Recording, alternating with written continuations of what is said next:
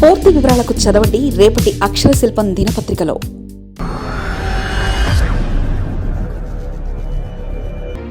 AP politics ఎలాంటి turn తీసుకుంటాయో, ఇలా అయితే పారిశ్రామికవేత్తలు వస్తారా?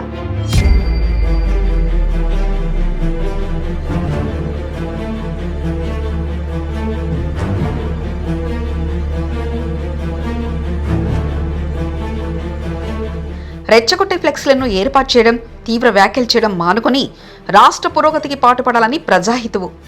ఆంధ్రప్రదేశ్ రాజకీయాలు గతంలో ఎన్నడూ లేని విధంగా తయారయ్యాయి. ఉమ్మడి ఆంధ్రప్రదేశ్లోనూ, విభజిత ఆంధ్రప్రదేశ్లోనూ ఇలాంటి ఘటనలు చోటు చేసుకోలేదు. రాజకీయాలన్నాక విమర్శలు సహజం. అధికార పార్టీపై విపక్షాలు విమర్శలు రాజకీయ కోణంలోనే చూడాలి. అయితే ఆ విమర్శలు శృతిమించకూడదని కూడా నేతలు తెలుసుకోవాలి. చంద్రబాబు 4 సార్లు ముఖ్యమంత్రిగా బాధ్యతలు చేపట్టినా, పలుమార్లు ప్రతిపక్ష నాయకుడిగా ఉన్న సమయంలోనూ ఇలాంటి దాడులను ప్రోత్సహించలేదు. అలాగే ఇంతటి కక్షలు, కార్పణ్యాలు వ్యక్తిగతంగా కంటే ఎక్కువ రాజకీయ కోణంలో ఉండేవి. కేసులు కూడా ఎక్కువగా నమోదయ్యేవి కావు. గత 7 ఏళ్ల నుంచి ఏపీ రాజకీయాలు టర్ను తీసుకుంటున్నాయి. నాడు అధికార పక్షంలో ఉన్న వైసీపీ శ్రేణులు తెలుగుదేశం పార్టీ కేంద్ర కార్యాలయంపై దాడి జరిగింది. అప్పుడు మొదలైన రాజకీయ మంటలు నేటికి కొనసాగుతున్నాయి. మాజీ మంత్రి అంబటి రాంబాబు చేసిన వ్యాఖ్యలను ఎవరూ సమర్థించరు.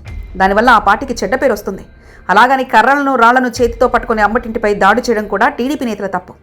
టీడీపీ శ్రేణులను రెచ్చగొట్టిన నేతల తప్పిదమని చెప్పాలి. దీంతో అంబటి చేసిన వ్యాఖ్యలు మారుమూలన పడిపోయిన ఆయన ఇంటిపై జరిగిన దాడి హైలైట్ కావడం అధికార పార్టీకి ఎక్కువ నష్టం చేకూరుస్తుందని చెప్పవచ్చు. మాజీ మంత్రి జోగి రమేష్ ఇంటిపై దాడి కూడా చాలా హేయమైన చర్య. జోగి రమేష్ నారా లోకేష్పై అనుచిత వ్యాఖ్యలు చేస్తే చట్టపరమైన చర్యలు తీసుకోవాల్సి ఉంటుంది. అంతే తప్ప ఆయన ఇంటికి నిప్పు పెట్టే ప్రయత్నం చేయడం కూడా టీడీపీకి నష్టం చేకూర్చే అంశమే. టీడీపీ, వైసీపీల మధ్య జరుగుతున్న ఘర్షణ వాతావరణం కేవలం ఆ 2 పార్టీలకు మాత్రమే కాదు, పరిశ్రమ పెట్టుబడులపై కూడా ప్రభావం చూపే అవకాశాలున్నాయి. ఏపీ అంటేనే పారిశ్రామికవేత్తలు భయపడిపోయే అవకాశం ఉంది. అందుకే టీడీపీ, వైసీపీ నేతలు సంయమనం పాటించాలి.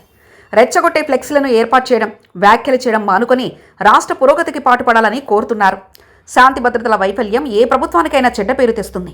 ఎన్నో మంచి పనులు చేసినా, ఎన్నో సంక్షేమ పథకాలు అమలు చేసినా శాంతి భద్రతల సమస్య మాత్రం ప్రజల్లోకి తొందరగా చొరబడుతుంది. గత వైసీపీ ప్రభుత్వంలోనూ అదే జరిగింది.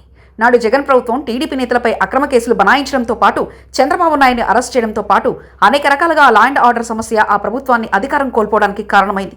ఇప్పుడు అదే సమస్య కూటమి ప్రభుత్వంలోని స్పష్టంగా కనిపిస్తుంది. ఎక్కడ చూసినా ఘర్షణలు, హత్యలు, అత్యాచారాలు ప్రభుత్వానికి చెడ్డ పేరును తెచ్చిపెడుతున్నాయి. నియోజకవర్గాల స్థాయిలో శాంతి భద్రతలు అదుపు తప్పడంపై వాటి ప్రభావం రానున్న ఎన్నికల్లో పడే అవకాశం ఉందని ఆందోళన సీనియర్ నేతల్లో వ్యక్తమవుతుంది. అందులోనూ సోషల్ మీడియాలో వచ్చిన తర్వాత ఏ చిన్న సంఘటన జరిగినా వెంటనే ప్రజలకు తెలిసిపోతుంది. పోలీసులు కూడా నిష్పక్షపాతంగా వ్యవహరించాల్సి ఉంటుంది. కానీ పోలీసుల తీరు కూడా ఆక్షేపణీయంగా కనిపిస్తుంది. ఎవరి నుంచి వచ్చిన ఆదేశాలు మాత్రమే తెలియదు. కానీ మాజీ మంత్రులు అంబటి రాంబాబు, జోగి రమేష్ ఇళ్లపై దాడులు జరిగిన సమయంలో పోలీసులు చూసి చూడనట్లు వ్యవహరించడాన్ని ప్రజలు తప్పుపడుతున్నారు. ఇంత బీభత్సం జరుగుతున్నా పోలీసులు పట్టనట్లు వ్యవహరించడాన్ని బట్టి చూస్తే శాంతి భద్రతల పరిస్థితి ఏ స్థాయిలో ఉందో అర్థం చేసుకోవచ్చు. ముందుగానే పోలీసులు తొలగించి ఉంటే ఇంత రచ్చ జరిగేది ఉండేది కాదన్న అభిప్రాయం వ్యక్తమవుతుంది.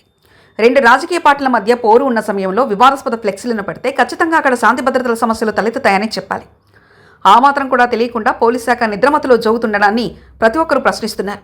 ఆ రోజు ఫ్లెక్సీని తొలగించి ఉంటే ఇటు టీడీపీ, అటు వైసీపీ నేతల మధ్య ఘర్షణ తలెత్తి ఉండేది కాదని, అలాగే మాజీ మంత్రి అంబటి రాంబాబు ఇంటిపై దాడి చేసిన వారిపై కేసులు పెడితే జోగి రమేష్ ఇంటిపై దాడి సాహసించి ఉండేవారనేది కాదనేది కూడా అంతే వాస్తవమని న్యాయవాదులు కూడా చెప్తున్నారు. ఏపీలో జరుగుతున్న ఈ వివాదాలకు పోలీసుల వైఫల్యమే కారణమన్న అభిప్రాయం సర్వత్రా వ్యక్తమవుతుంది.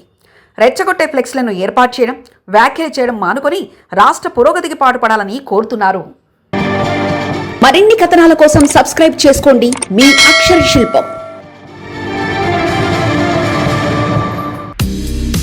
పూర్తి వివరాలకు చదవండి రేపటి అక్షర శిల్పం దినపత్రికలో.